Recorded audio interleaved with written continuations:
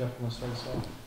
Coach, do you have any update on Paris? Yeah, we're getting some encouraging news. I know he's getting an MRI right now, but the news is encouraging. But before I make any public statement, I want to have all the facts and be accurate. But I know that the initial reports that we're getting are very encouraging according to the medical staff. What was it difficult for your guys to play after that injury? Saw the whole locked arms. Yeah. I mean, it's a very, very difficult reality of the sport that we play. Is every play can end that way, and you don't wish that for anybody. And I know one thing: PJ's a tough young man, and he lays it on the line every time he goes out there for this football team. And believing and praying that he's going to have a full recovery. I'm putting that in the Lord's hands, and I'm asking for that in advance, and believing that that's going to be the case. But we saw the same thing up at Boston College. The opposite. It was the reverse, where their guy had to go out on a stretcher, and nobody wants to see it, and it's tough to get back motivated. But man, I believe the guys, I believe they responded. We just didn't make a couple plays there at the end that we needed to make. You've talked over the course of the season how a number of games have been decided, 4 or 5 plays, and it seems like another example of that tonight. It's the reality. Like you watch a lot of when you're talking about good teams playing each other. Man, it comes down to 4 or 5 plays, unless something just gets out of hand. But the close games, it's going to be 4 or 5 plays. I think back to we have a block punt right there in the first half. That's 7 points. We got a turnover in the red zone that takes points off the board. So those plays make a difference in the game. But there's also going to be a couple of just routine plays in the game that can change the complexion of the game. And you never know what play it is. And the biggest challenge is to stay focused, play in and play out, and play every single play as if it's going to be the most important play. The decision to leave your offense on the field, 4th and 1, you guys are down 14-0. What was the thought process there? And did you feel like you needed a touchdown if you were going to make a run at winning the game? Yeah, I mean it was 4th and 1. You talking about on the 1 yard line? On the 1 yard yeah, line. I mean that's a hard field goal to make too. From that short. So you're looking at it, and then you're playing the odds. 4th and 1, 1 yard. If you don't get it and you don't lose yards, then you got the defenses going out on the 1 yard line. But definitely, felt like, and I challenged the guys at halftime too, man, to go play a certain way. And so, if I'm going to ask them to play a certain way, then I need to coach a certain way, and I need to have their back. If I'm asking them to have my back and play to win, then I need to have their back and coach to win. The league is certainly not sneaking up on anybody at this point of the season, but he continues to be incredibly productive. What about his performance tonight? He's relentless with the ball in his hands. He doesn't believe the first man can tackle him.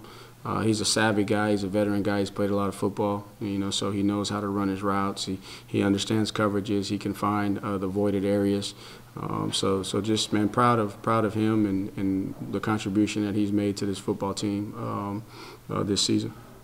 Calandria today, you guys probably had a feeling he was going to be the guy going in. Mm-hmm. What was your thought about it? How he played, especially using his legs to extend plays, pick up first. I thought he showed some signs of maturity from the previous week and not putting the ball at as much risk, and I felt like he understood that we're playing against a good defensive front that can create pressure, that we're not going to be able to sit back there all day, and he was very decisive when he pulled the ball down, and he continues to show that he's a competitor. He's going to run hard.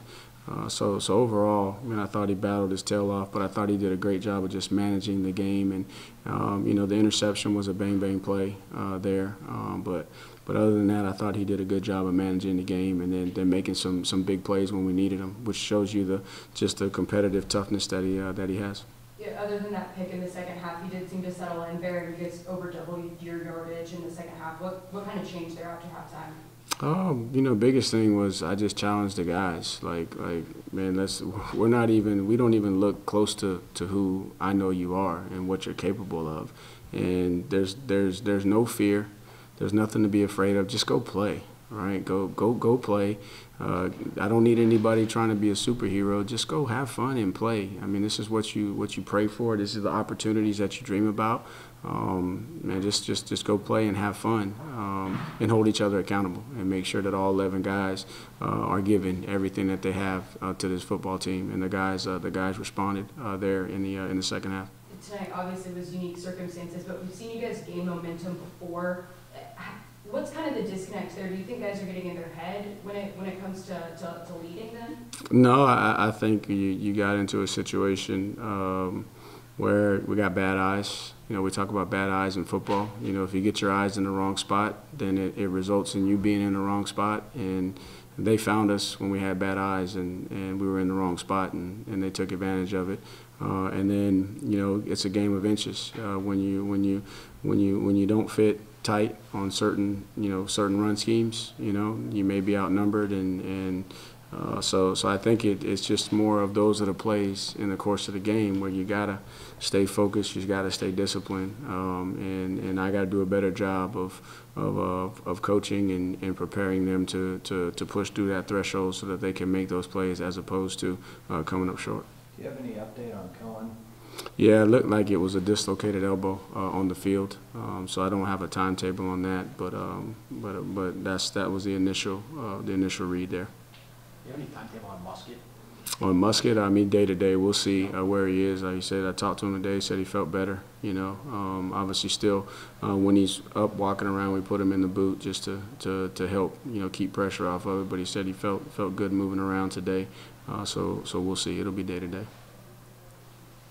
The block punt early. Yeah. That's the second one this year. Yeah. Any commonalities? You know, it's back in that field zone, right? You know, you're going to get heavy pressure, right? Guys are going to be trying to get off on the snap, so you can't allow them the time to snap. And then with today's alignments in college football, man, it's all one-on-one blocks, and you just got to go. We got to go execute better, and make sure that everybody's on the same page. And we got to coach better. We got to help guys, fundamentally to be able to make those blocks consistently, and that's really what happened there. Were you concerned after the first punt? It looked like they came really close to getting the first one. Yeah, so obviously after the first one, because they had shown to be a hold-up team, and then they came after it. So we have to study ourselves and make sure that our operation times are good, that none of our guys are showing any kind of indication of where you can attack our scheme. But after that, we kind of made the adjustment and started rolling and moving the pocket a little bit just to try to offset some of the heavy pressure that we got there. Did you say anything to Ferris before he was taken? I mean, all the guys did. They just, I prayed for him really quickly, over there on the field, and told him, hey man, we gonna give it everything that we have for you, and I know you're gonna be all right. And then all the guys were able to, to kind of say something to him as he was being put on the cart and taken off. Do a last question from Ann Parker.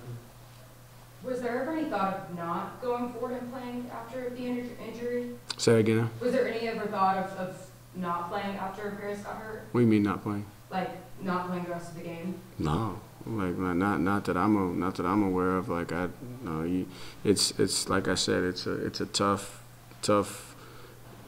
As a football player, like I think those that haven't played the game, it's hard to kind of understand it, but. As a football player, man, you've weighed that risk, you've weighed that cost, right? Before you ever step on the field, and you don't want to see it, you don't want to wish it, on anybody, and like there's a huge risk with this sport, but the only thought for me, just in my experience, is man, you go finish. And you go find a way to try and win it for your teammate that put it on the line. Now obviously I know we had the experience in the NFL the year before when it was you know, with that severe, I think maybe there's a question of it. But and then I want to give a shout out to Louisville's medical team. They were awesome over there on the sideline, the first ones to get to Paris, and were really, really helpful. You know, shout out to Kelly Pugh and the docs and Ashley Murray and all those that were there quickly. Thought they did an outstanding job of putting their training to work, but then also doing it in a way to comfort Paris in a time like that. So really, really proud of our medical staff. But there wasn't a consideration to not play. Like, that's one of those deals that you play through. You know, you play through that injury. Now, obviously, if it was more severe, you know, then I'm sure the officials would have called the game. But you know, for us, we were going to go try and give it everything we had to finish for Paris. All right, thanks, Coach. We'll have student